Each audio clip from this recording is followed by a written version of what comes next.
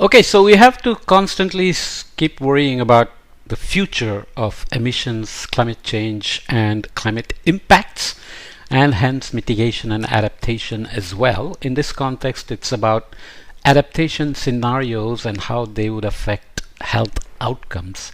So climate sensitive health outcomes under three adaptation scenarios. As I said in the previous uh, podcast, these are called amber diagrams, kind of a gradient of risks with warming. These were designed in consultation with all the IPCC members, especially the government representatives who are involved in fine-tuning the languages and the presentations, especially the summary for policymakers and so on. So here we have the scale going from undetectable risk to moderate, high, and very high risks in terms of amber colors, and there are transition ranges with confidence levels indicated by these dots going from low to very high.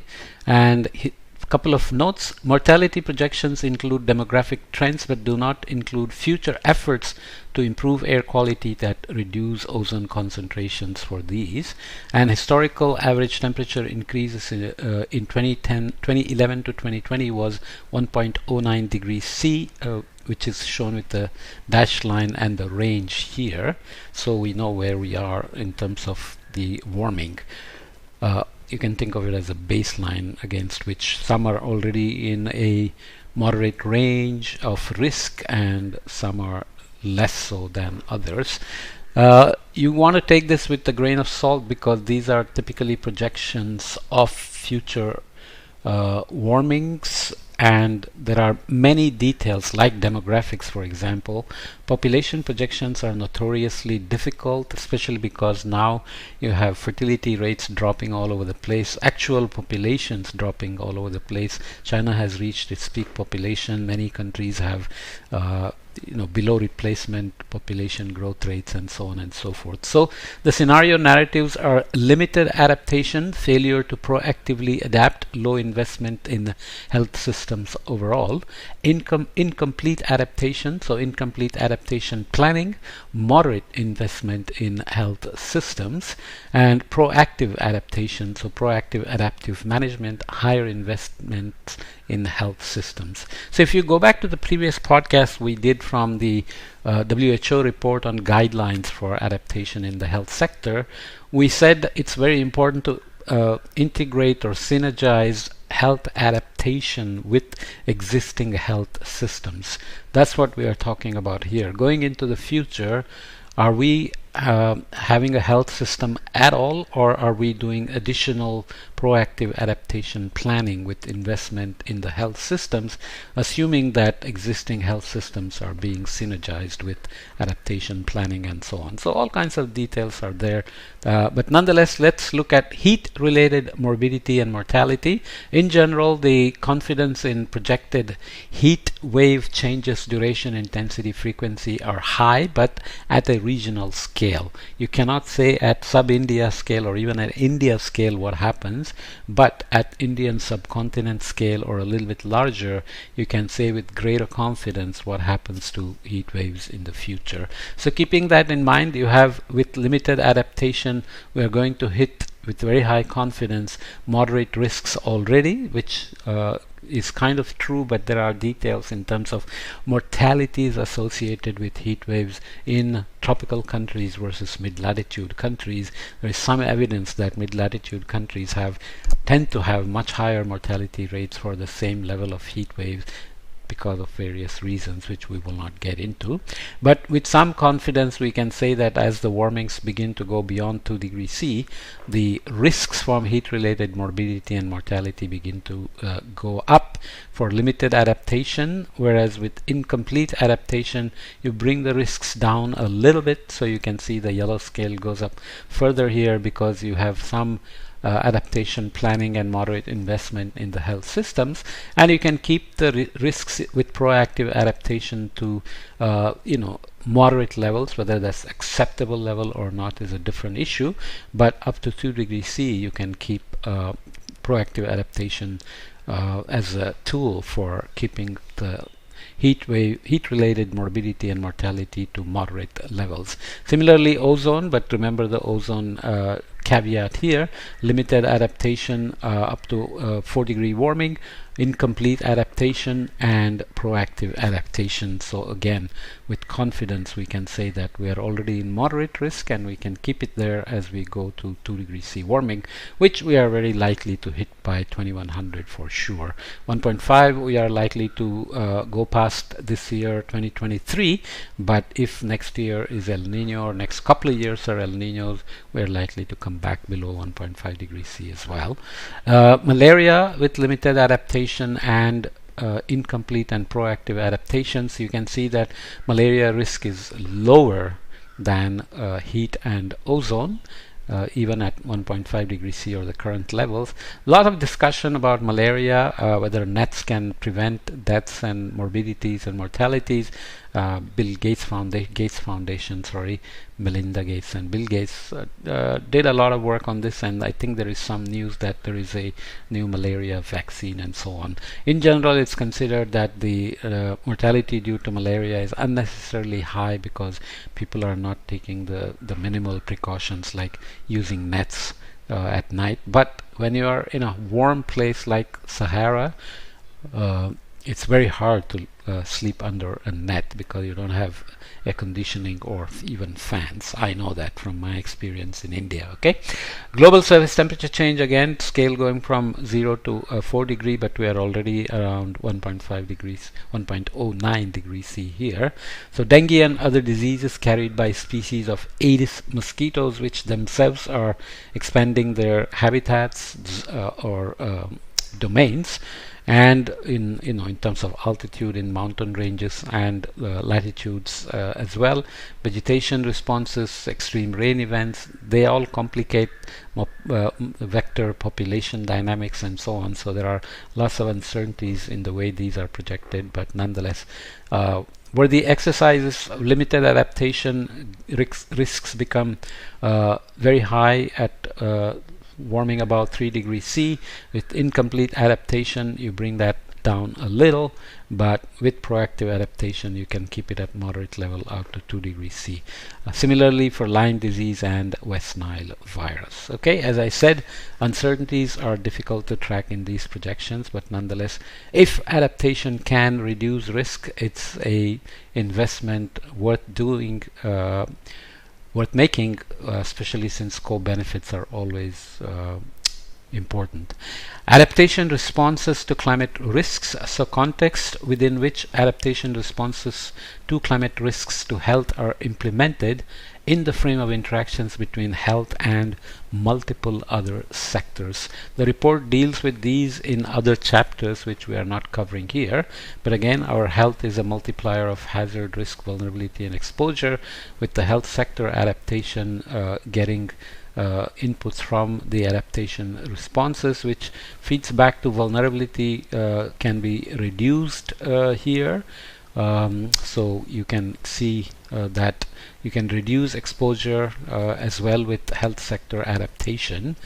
It's good to reduce vulnerability and exposure because then risk directly gets reduced. Adaptation in other sectors also have co-benefits on health sector. So biodiversity helps reducing health risks and exposure and vulnerabilities. Water and food, of course, sustainable livelihoods, urban systems, ocean and coastal ecosystems. So basically reducing nutrient pollution, etc., increasing biodiversity, reducing heat impacts, water and food, sanitation, nutrition, etc., sustainable livelihoods, giving you more tools for dealing with reducing exposure and vulnerability and so on and so forth. Okay, health systems capacity and resilience to climate change related shocks and stresses. So here is climate change adaptation going from low, below average to normal and above average in terms of health system capacity, and you are imagining time here in terms of going forward. Here we are talking about health systems capacity and resilience to climate change related shocks and stresses. So acute and chronic health climate impacts on health. So you have shocks or you have chronic changes as you go in time. So prevention and preparedness, so you can reduce the stress with these active adaptation processes, and response of course depends on national, local and even international coordinations and so on. So recovery from shocks can depend very much on how strong the responses are. So if you don't have a good response, then the performance drops and then recovery doesn't happen, and you may have a collapse in the health system. Resilience defined in some ways, so this is just a schematic, just think about it, and the recovery time can be faster, but the system can be left worse than before depending on what the response is and how the performance is in terms of uh, the system performance over time. So if you recover to pre-event state, you are doing well after the shock, but if you do better than before, then recovery can be better if health system is very resilient, and you can have transformative I don't know how to say it, transformative adaptation. Then of course you can come back to better than before the shock event.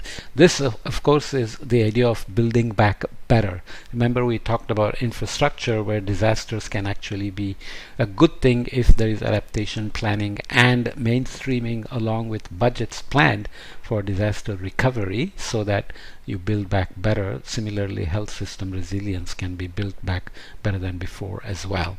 Looking at health management score in nationally determined contributions across countries, you can see that the global south and other countries are looked at. For whatever reason, I have a phone call coming, so let me stop for a second. Okay, so that's a lunch call, sorry about that. So how are the countries doing in terms of integrating health engagement in nationally determined contributions? We talked about mainstreaming health adaptation into national adaptation plan, and national adaptation plan, economic development plans and nationally determined contributions have all to be should all be synergized if the planning is done properly. So in some ways good news if the health engagement score is high in the nationally determined contributions. So for whatever reason, you can read the paper here from Dasandi et al. Some countries like India, and this one should be here, Bhutan, I think. No, that's India altogether. There is Bhutan and some Southeast Asian countries, some African countries, South American countries have very high score in terms of having health engagement as a part of the nationally determined contributions, which shows some thought process in planning the NDCs as a part of the Paris Agreement, as well as worrying about their own health engagement as well. So if you are doing afforestation as a part of the NDC, or renewable energies as a part of the NDC to reduce emissions or reduce carbon intensity of the GDP, then you know that it's easy to integrate health engagement as well into these NDCs. So that's good news in some sense. This is the Sankey diagram we saw before in another podcast when we looked at this particular figure. It's looking at climate hazards, adaptation responses and health outcomes. We talked about climate hazards like extreme precipitation and flooding, drought, heat, precipitation variability, other climate hazards, sea level rise and ocean acidification, having various levels of connectivity to adaptation responses in terms of behavioral change, new technologies, green infrastructure and climate smart agriculture, capacity building, physical infrastructure, microfinancing, information and awareness, early warning systems and policy options, determining health outcome pathways in terms of food security, other health outcomes, mental health. This was a wash. hygiene, some things, water and sanitation and hygiene or some such thing. Okay, infectious diseases, all cause mortality, health systems and non-communicable diseases. So these are health outcome pathways coming from hazard adaptation through the adaptation responses to determine the health outcomes. Okay, so essentially you see the shrinking here, which basically corresponds to how we are reducing the risk through vulnerability reduction and exposure reduction as well by by adaptation responses to health. Okay, so there are a bunch of tables looking at adaptation options for key risks associated with climate sensitive vector, water and foodborne diseases, which we'll come back and look at in the next podcast so that I can go and have lunch right now. Okay, see you in the next podcast.